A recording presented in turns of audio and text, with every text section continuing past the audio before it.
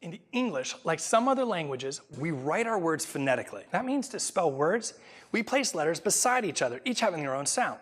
For instance, the letter H sounds like H, the letter A sounds like A, the letter T sounds like T, and putting these together, we get the word hat.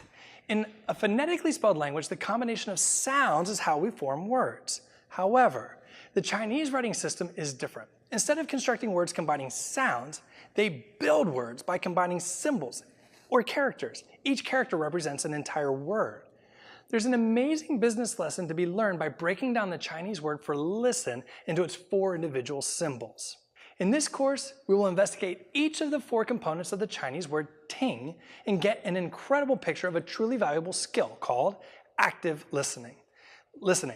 It sounds so simple, but in reality, listening is really hard. Finding someone who really listens is rare. Did you know active listening has the power to transform your leadership, your team dynamics, your workplace efficiency, employee retention, your own promotional advancement, and so much more? In each lesson, I'll unpack one of the 4 necessary components to listening and give you practical challenges to test your active listening skills. Everybody wants to believe they are a good listener, but as you take this course, I challenge you to be incredibly self-aware and to evaluate how well you really do at each of these components. And as you'll see during the course of this teaching, if you come up short in just one of the 4, you aren't listening.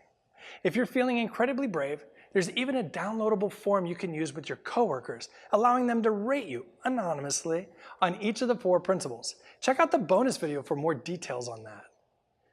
Calvin Coolidge said, "It takes a great man to be a good listener." So, ladies and gentlemen, are you ready to rise to greatness? Are you willing to look at one of the most basic relational skills and see how you're really doing? If you're ready to transform your workplace relationships, let's dive into the first lesson.